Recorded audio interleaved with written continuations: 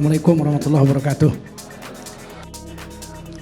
Menanggapi hasil studi katanya tadi, kadang-kadang studi, kadang-kadang riset, bolak-balik saya dengar tadi dari P3M yang mengatakan ada 5 kriteria yang menjadi patokan menetapkan seseorang atau satu penceramah itu radikal. Yang pertama sikapnya katanya menolak NKRI, Pancasila dan Undang-Undang Dasar 45. Kalau dikatakan saya radikal, saya tidak pernah menolak Pancasila. Saya pegawai negeri 30 tahun. Dosen di Universitas Sumatera Utara dan pensiun dengan baik, dibayar gajinya setiap bulan 4.200.000. Saya lulus penataran P4 120 jam dan saya bisa menatar tingkat Manggala. Kurang apa diragukan kepancasilaan saya. Dan kami menganggap, apalagi saya wakil sekjen MUI 2 periode, dipilih di Munas. Dan saya bukan NU, bukan Muhammadiyah. Bisa jadi wakil sekjen 2 periode. Tentu karena sosok pribadinya, bukan karena organisasinya. Kami sudah menganggap Pancasila itu final. Apa? Pancasila final. Final. Final. Karena Pancasila itu 5-5-nya diambil dari Quran. Bagaimana mungkin orang Islam menolaknya? Ketuhanan yang Maha Esa, Qul huwallahu ahad. Wa ilahukum ilahu wahid. Quran. Kemanusiaan yang adil dan beradab. 3 bahasa Arab. Manusia bahasa Arab, adil bahasa Arab. Dari 1000 lebih bahasa di Indonesia, ada yang bilang 700. Tidak ada satu bahasa Indonesia, daerah Indonesia termasuk bahasa nasional Indonesia yang punya padanan kata dengan adil. Enggak ada. Kita jumpa orang Batak, bah, sian dia duhamu, si mangunsong. Oh, sian tapanuli duau. Do bahasa Batak na adil. Bahasa Batak na adilon, adil. Apa bahasa Bataknya adil? Adil. Sampean saking pudi, kula saking Solo. Cinta namine Joko. Oh nggih, Mas Joko. Napa cara Jawine adil iku? Cara Jawine adil iku ya adil. Artinya enggak ada bahasa Indonesia yang mewakili kata adil kecuali bahasa Arab. Artinya Indonesia tidak mengenal adil sebelum orang Islam datang sini. Yang membawa keadilan di Indonesia itu adalah orang Islam. Karena kata-katanya aja nggak ada. Kalau kata-katanya ada, misalnya naga. Meskipun kita nggak pernah jumpa naga, pasti ada naga itu.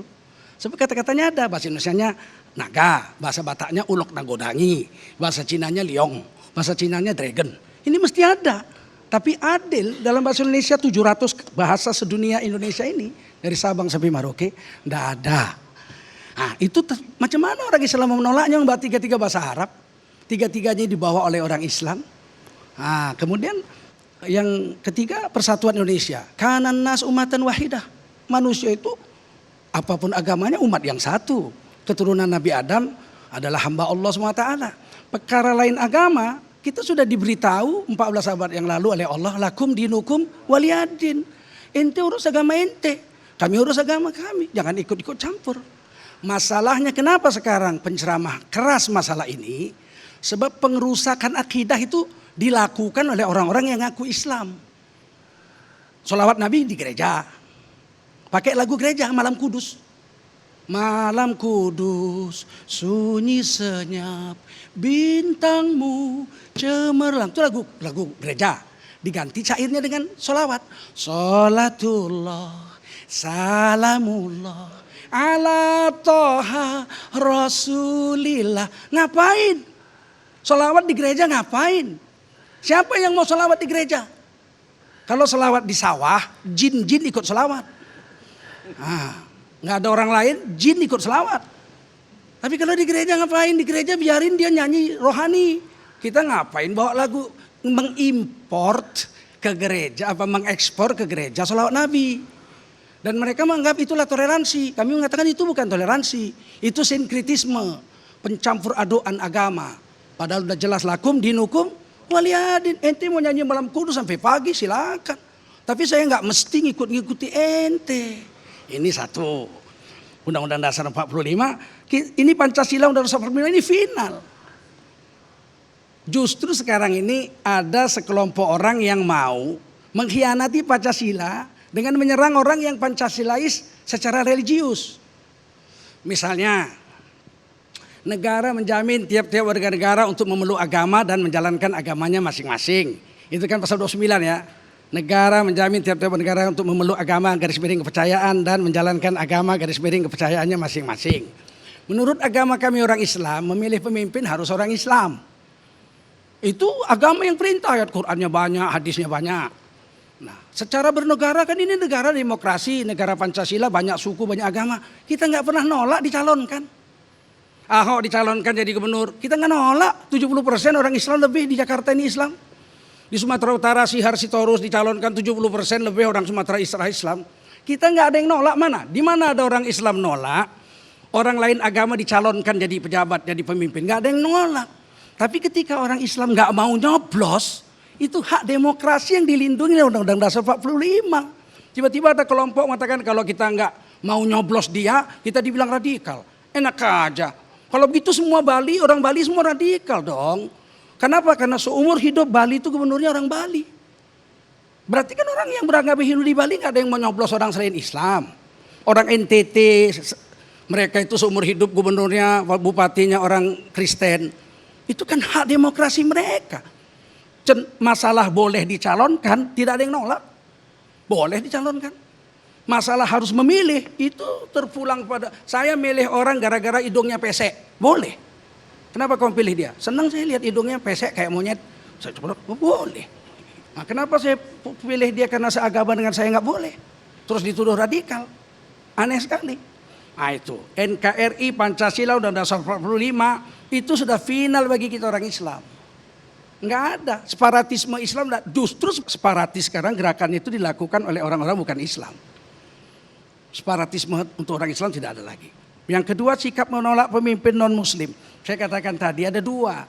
Menolak dicalonkan, melanggar undang-undang. Menolak memilih orang lain agama, itu hak asasi. Dihormati menurut Undang-Undang Dasar 45 pasal 29 ayat 1 dan 2. Kok dilarang, kok dibilang radikal? Saya Pancasilais loh Pak. Saya Undang-Undang Dasar 45 saya lakukan. Itu. Yang ketiga, menolak agama lain. Di mana yang menolak agama lain?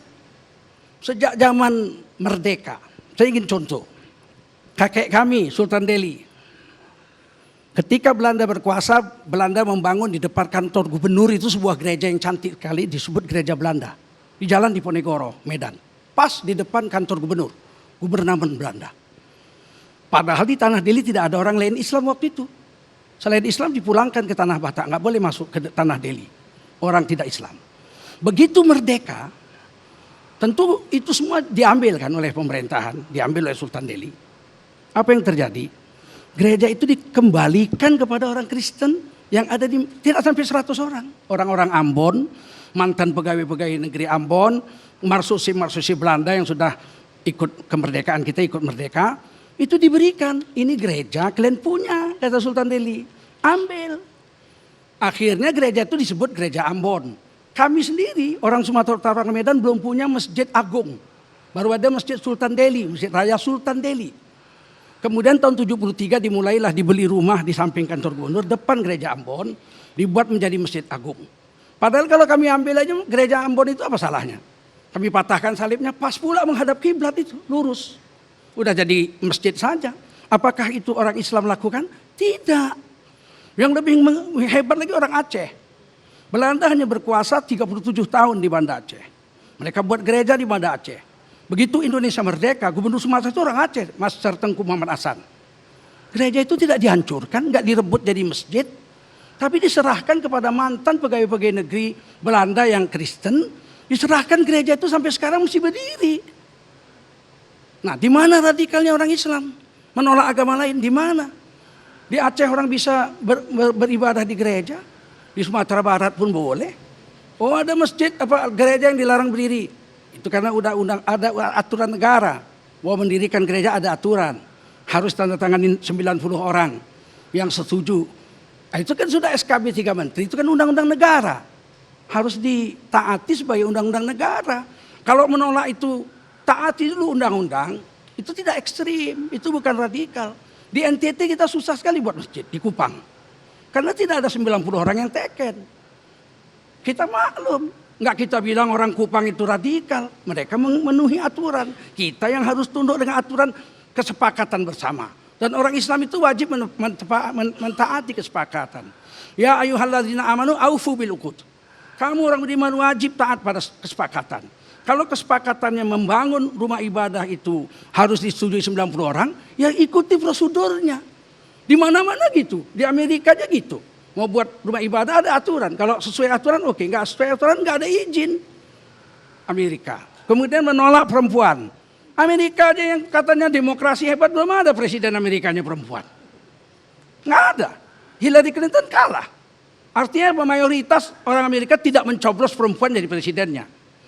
Perkara menolak sebagai calon tidak terjadi. Hillary nyalon, boleh. Ibu Megawati di Indonesia kami nggak tolak, silakan nyalon. Perkara kami milih atau tidak itu urusan kami, hak nurani kami. Kan jurdil luber. Nah, ini yang hari ini mau dibelokkan nih. Dituduh radikal. Dan dampaknya, ini penelitian ini saya katakan penelitian abal-abal ini. Penelitian abal-abal. Nggak kelas lah. 100 masjid diawasi cuma 4 kali khutbah. Setahun satu masjid itu 52 kali khutbah. Dan satu masjid umumnya di Jakarta ini satu orang penceramah hanya sekali atau 2 kali dalam setahun. Kalau 4 kali khutbah saya nggak akan masuk itu. Nggak masuk saya dikawasi. Atau mungkin baru sekali diawasi dari 52 kali khutbah. Jangan-jangan kalau ikut khutbah di situ malah jadi radikal.